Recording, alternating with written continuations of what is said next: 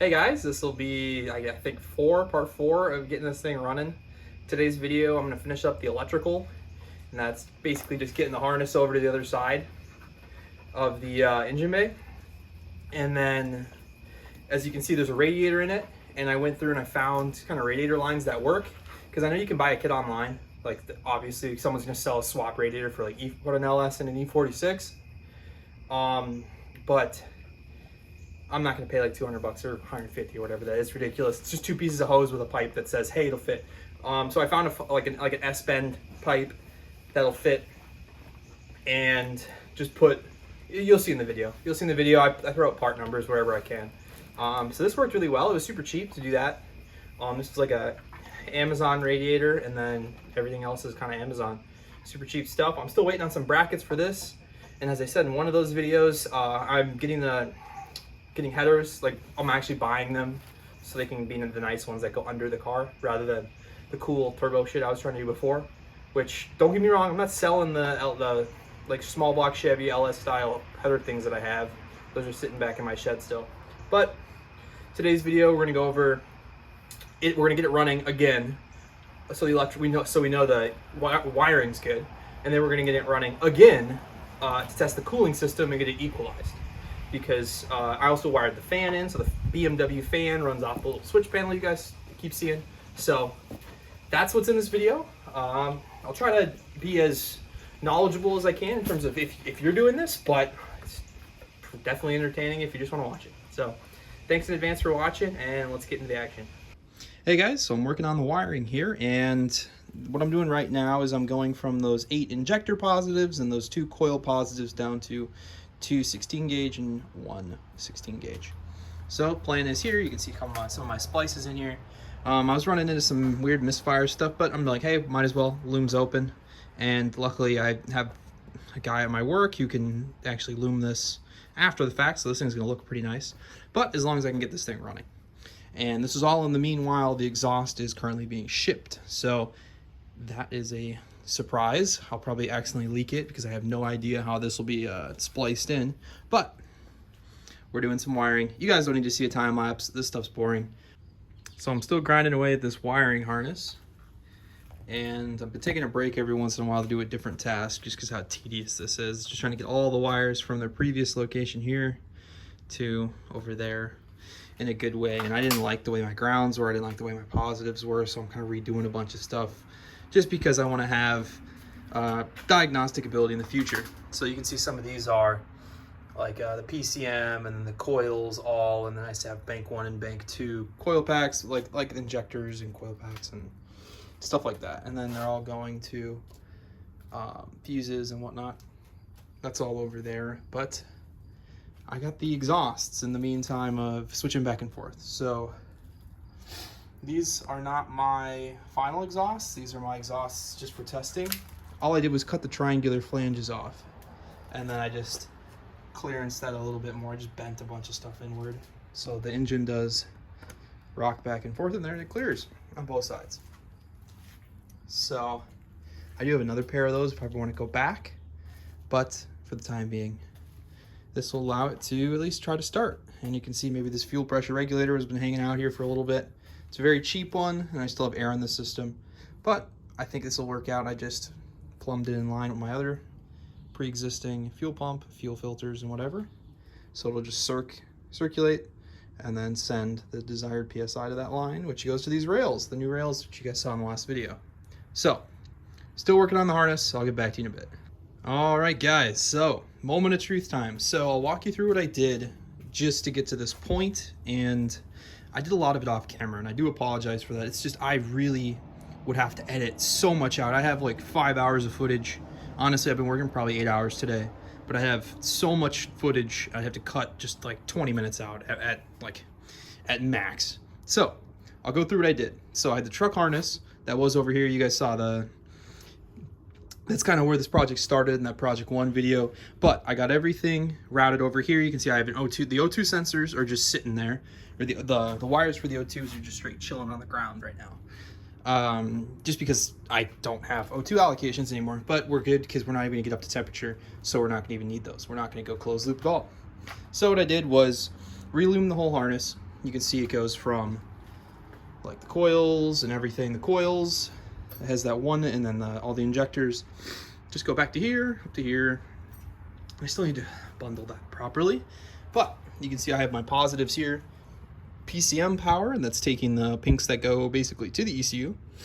The coils all, which is the two positives from the coil packs, that's each bank. That's why I say all there. And then I have bank 1 injectors, so that's 4 or like 18 or 20 gauge, and then that's bank 2 injectors, and that's like 4. So I have 8 of those going to those 2 wires. And these are all my positives here. This is just some really cheap Amazon little fuse block that I'm using for now. I have a bunch of really nice relays over here. They're not really nice, but relays that I'll eventually figure out how to incorporate. So I'm reusing this panel from before, but now I have like the starter all nice and on that. And I know it's a toggle, so you have to shut it back off or else you stay running. I guess another thing is the power. I just have the stock truck one right now. I would love to fix that.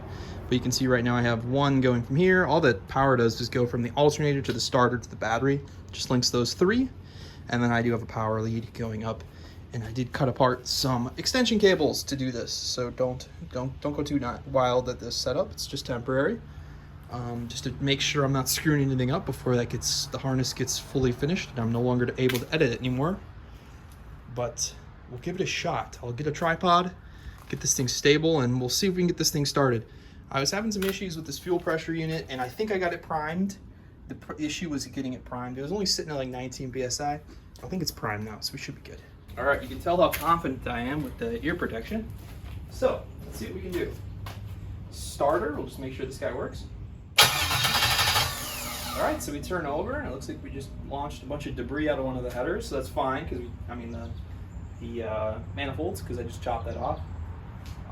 Let's see, so I plugged this port, and I plugged the ports on the bottom, so we should be good on air, so we shouldn't have a crazy RPM spike. The breather's open, and so nothing should be allowing air in, and fuel, let's try that. Hopefully you guys can see that fuel pressure.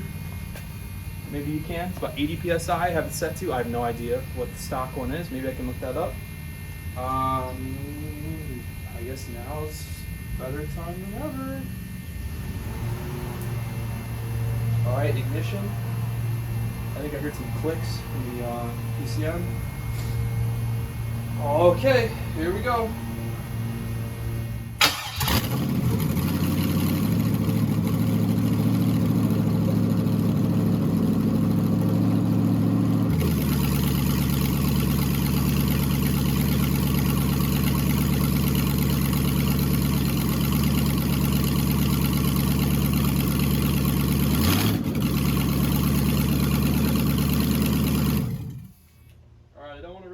Pump dry too long. I think that hurts him. No idea. Sick. Okay, I mean, all we did was trim a bunch of wires back in theory. So I'm glad it still works, and it does sound a little healthier. I think maybe that's just because I had a bunch of screwy grounds before. Now the grounds are all solid 16 gauge. So that makes me really happy. Problem is now I got to piece together the rest of this video because I've been basically just working for 8 hours straight with no content. So I'm glad you guys finally got to see it run. I'm glad it's finally running in the car. I don't know if this is a whole video within itself. So I'll get started on the next task, which may be relays. I do apologize for my sniffling. My allergies are bad. And I guess I'll see you guys in another video or a different segment of this video. So now that we got the harness sorted, you can see I got some tape at certain intervals just to try to get it trained the right way. Over here, this bundle, I've been basically just waiting to do that to the very, very end because that's kind of the main split between ECU going that way and engine harness going that way. And you can see my splices right there. But for the time being, I even wired in that OBD2 plug to this circuit. All it goes to is one of the pins on one of those connectors, which I'm actually still retaining right now just because I haven't needed to remove it yet. So wiring is good right now, and it should be good enough to use this temporary switch panel and then eventually switch the temporary switch panel out for those relays I showed earlier. So now that we've got the wiring done, we're going to move on to the cooling. All right, so I think this is the 2x1. So I found this is, I think, the lower radiator hose normally. So what I'm gonna end up doing is I'm cutting this band off so I can use this coupler, which is the one without the port on it. You can see this has a port on it. Nice O-ring stuff. But this one has a port on it that I don't have a plug for. So I'm literally gonna cut this off of this tube and see if I can use this on maybe a stock Camaro tube, or maybe on this tube itself, or the old tube from the Silverado. So this is the tube that I think comes up on Amazon when you search like F-body or Camaro or LS swap. So this is the part number here, well, most of it.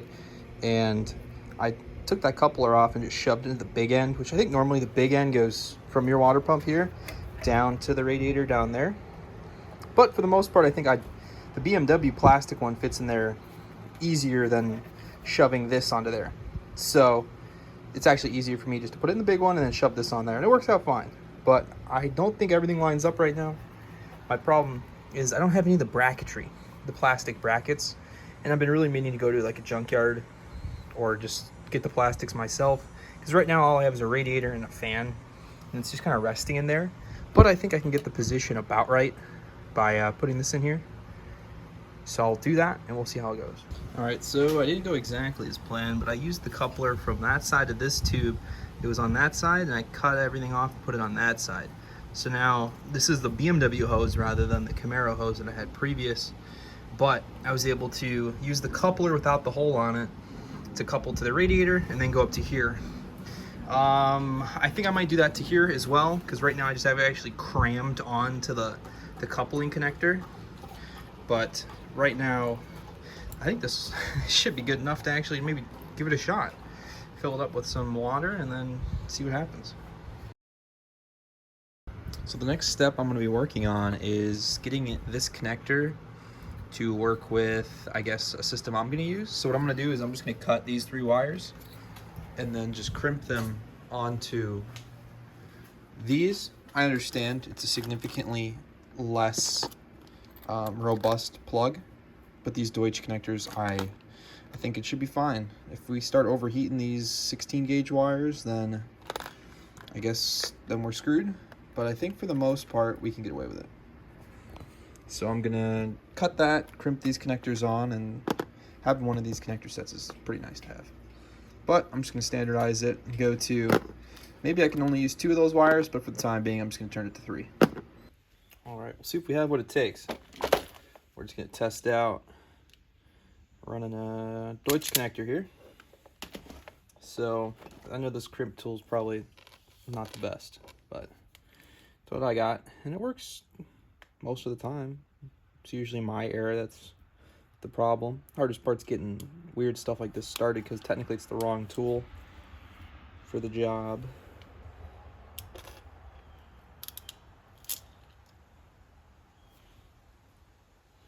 Not too bad.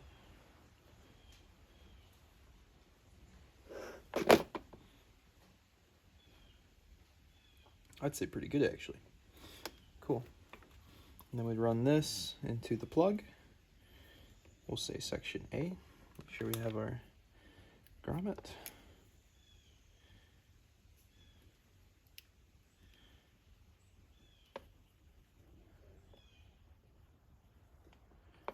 Almost through.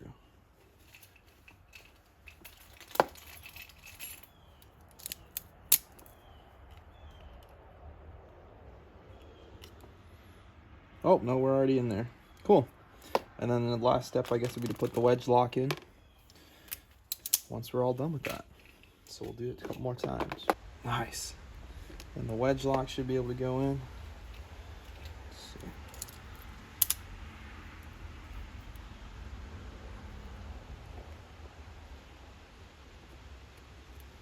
Bingo. All right. And we have our little adapter. So I got my nice little new adapter you guys saw us make. Saw me make. Royal us, I guess. YouTube us. So just got done making this guy, and I'm gonna splice it directly in, if you guys can still see it, to that guy. We got some heat shrink on here, and we should be all set to go. I guess I could technically start by like tinning these. I'm getting fed up with my soldering setup. I used a really nice soldering iron at work the other day, and it was like $600, and it would talk to you.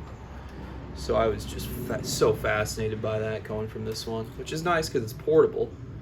But at the end of the day, my end joints, the joints were suffering because of this soldering iron. It wasn't my skill. It wasn't anything. It truly was the tool.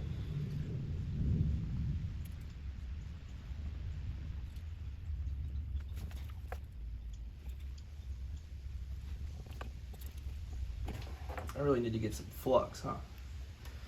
Because like the soldering iron can't heat up this ball of solder now that it's on this wire.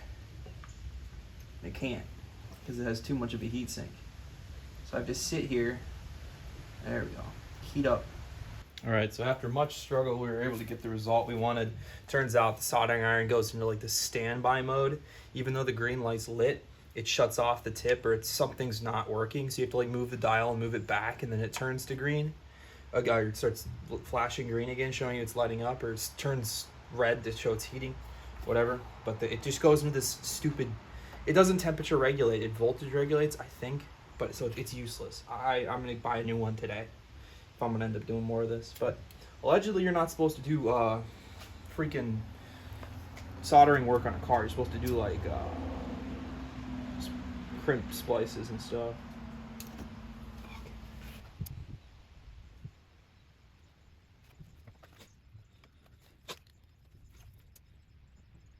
Some chloroplast tape, I guess.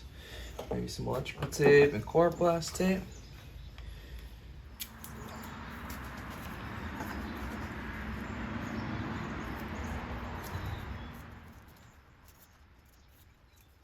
Alright, we go from BMW to Deutsch now with a likely inferior connector because of its size. I know they make larger gauge Deutsch, I just don't have them. So we're going to run this because I think BMW overbuilds all their stuff. So we can get away with it. Count on your safety factor, that's what they always say. Alright, back over here at the electrical table of trash pile. We're going to make the opposite side of the connector. That way we can run it to something and see what happens. I would love to clean up my shop / 2-car garage that's only about 7 feet tall. So I can't fit a truck in here, unfortunately. But gotta do what you gotta do sometimes. So right now this is just I guess my little garage to work on stuff. I know people have a lot worse conditions, so I can't complain. Can't complain in excruciating detail.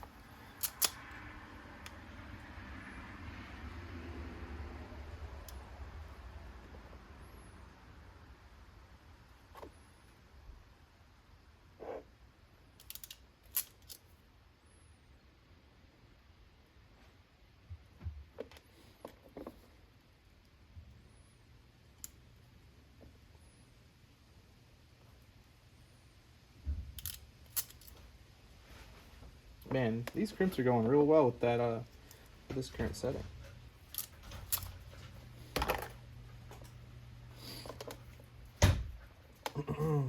Okay.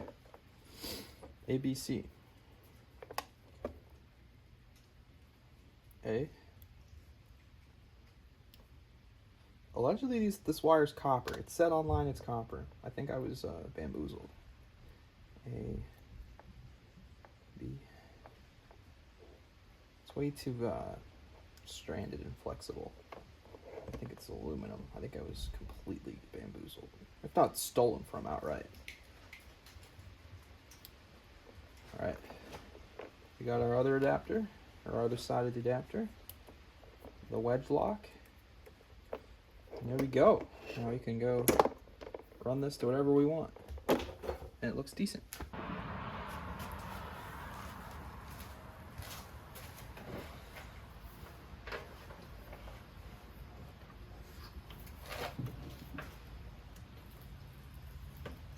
Hey, it's pretty good.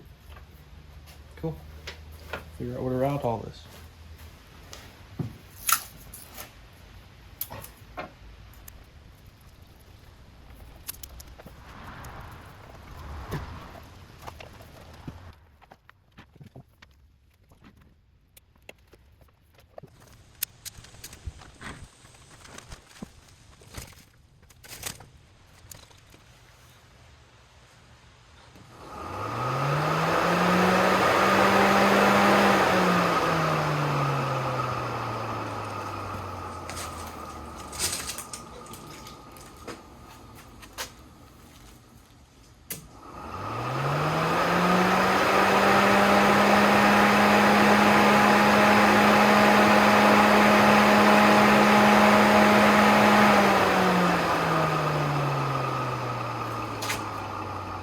Okay, so it blows. Interesting. Thought it would pull, so push. Try it again.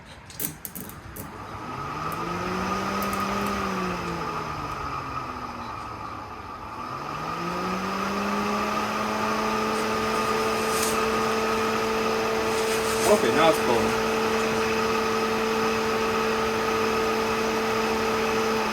Cool. These aren't too hot. So red to there, blue to here. Or I guess brown, technically. Cool. Brown to ground, red to positive.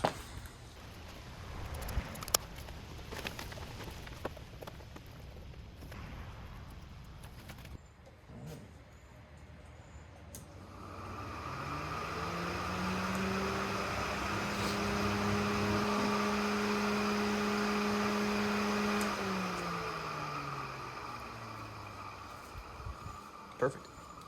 All right, adding the final touch, which is going to end up being probably one of the last ones on this temporary switch panel here, because these are all going to get turned into their own individual relays with fuses, and it'll be much cleaner. But for the time being, this is great to test because I had to redo the whole harness and it was a little bit sketchy. So I would did something, checked, did something, checked, and we're here, so we're good.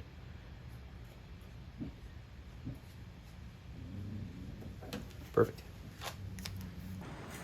All right, so it's moment of truth time. We have the coolant system all hooked up, and I filled it with actual coolant this time, so it shouldn't completely rust the iron block. And what we're working on now is I filled this, and you can tell there's no, what's it called, a reservoir on this one, but the steam port is running down to this jug because there was still some rust water in there. I was kind of boiling out. So that'll stay that, so you'll see some boiling out rust water. I have that hooked up. The fan is pulling more than 30 amps, and the 30 amps is the biggest fuse I have, so I just have to wire it straight to the battery. And you'll see the fan kick on when I wire it directly. But the plan here is to get the motor up to temp and see if it actually sits at a normal temperature. And to do that, I'm just using that OBD2 plug I have, and I'll be monitoring, let me see if I can get you out of the sun here. I'll be monitoring engine temperature down there. So we'll get this thing started, and hopefully everything goes to plan. That's your cue. Sylvia, get out of here.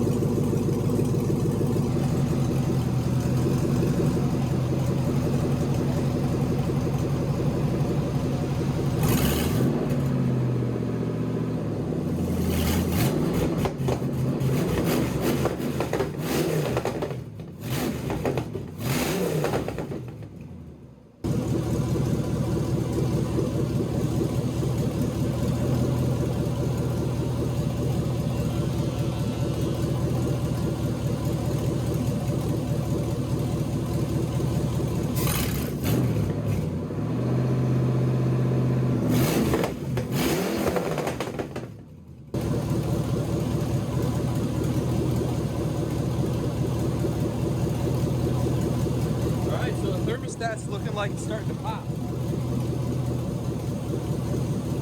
Getting there. All right, so we're at, where are we at? We're at 100 and we'll say 178. Now we're gonna turn on the fan and see if it drops lower, because it's just starting to saturate the radiator.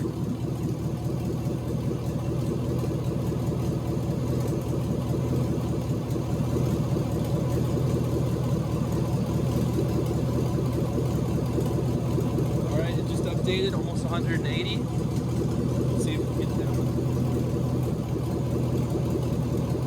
Alright, the fan's not running. All right, so I just checked, and the wire just fell out of the alligator clip here. So fan works. So we're gonna fire it back up and see if we can actually bring that temp back down from, I think, 190. Yeah, 188.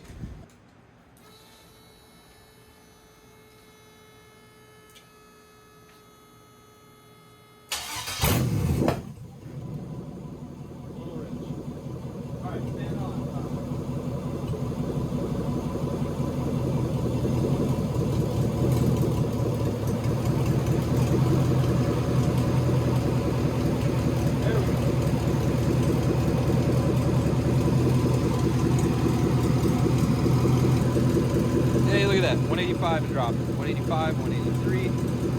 Nice. Cool. One more drop, please. A little under 183. Nice. 181. Cool. So we're dropping. I guess maybe we should see if it stabilizes. That'd be a long duration test, but maybe under 181. Nice. Cool. So our coolant system is working, and we are good. Good to see. Next thing on the agenda is maybe just make a coolant reservoir, just because the current steam port and reservoir situation is not production ready. So we'll get that done. But for the time being, thanks for watching, guys. Thanks for watching another video, and I'll see you guys later.